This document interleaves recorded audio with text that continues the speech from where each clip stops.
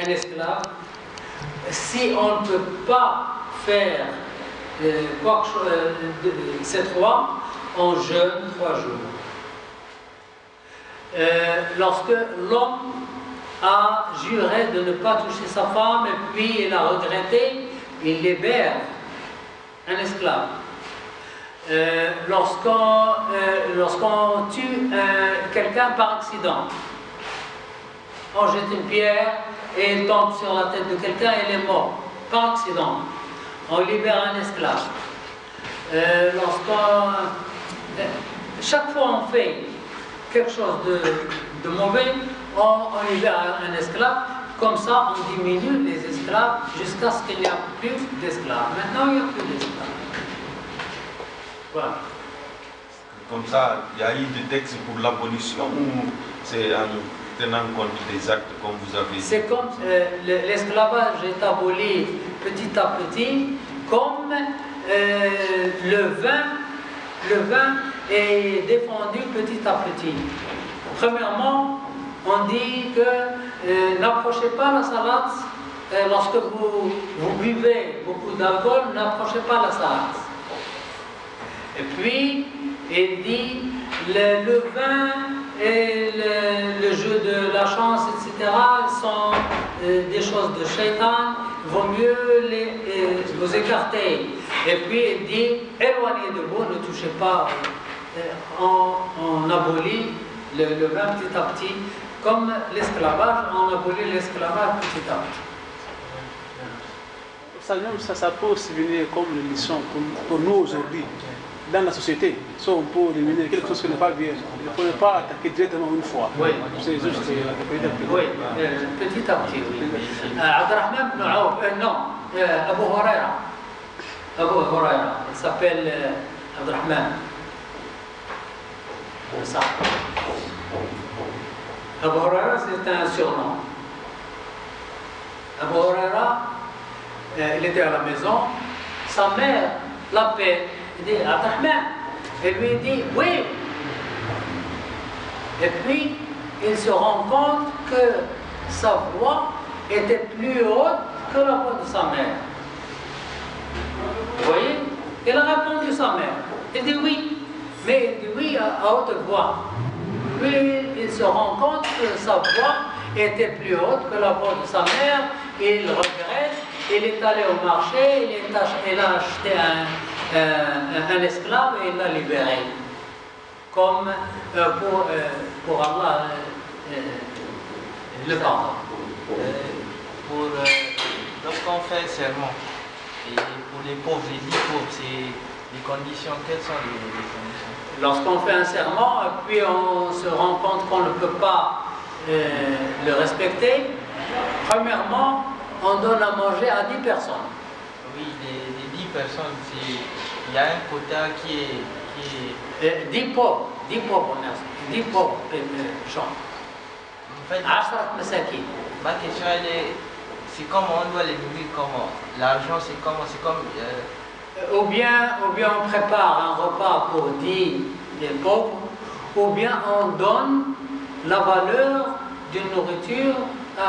Vous calculez un morceau de pain et une boîte de sardines par exemple, et de la limonade ou quelque chose, ça vaut combien? 10 dirhams ou environ 10 dirhams? Vous donnez 10 dirhams pour moi. 5 dirhams, ça peut aller. Ça dépend de la condition. Sardine, c'est comme ça dépend de la condition de chacun. Pour un pauvre, 5 dirhams, ça lui suffit. Mais pour un riche, 50 dirhams ne lui suffit pas. Donc, ça dépend de chacun. Ici, comme au Maroc, on voit beaucoup de gens manger du pain et du lait. Oui. Le pain c'est 1,20 et le lait c'est 3,50. Donc 5 dirhams ça peut aller. Oui. Mais c'est pas forcément la salade. Le pain aussi, c'est pas le pain comme ça, il y a quelque chose dedans. Non, écoutez, il y a des gens qui mangent le pain avec de l'eau, ou le pain avec du thé. Ça dépend de la condition de chacun. Il y a un jeune homme qui travaillait, un maçon qui travaillait dans l'immeuble en face de nous, qui est venu chez l'épicier chez nous, et il vendait, à l'époque, il vendait des cigarettes. C'est l'épicier qui me raconte. Il vendait des cigarettes et lui donne 3 dirhams 50. Il lui dit, donne-moi un pain, un demi-litre de lait et une cigarette. Et l'épicier dit, non, mais 3 dirhams 50, tu ajoutes de l'argent. Il dit, non, je n'ai pas d'argent, tu me fais crédit. Il dit, non, je ne fais pas de crédit de cigarette. Alors, qu'est-ce qu'il dit? Il dit, ne me donne pas de lait, donne-moi le pain et la cigarette.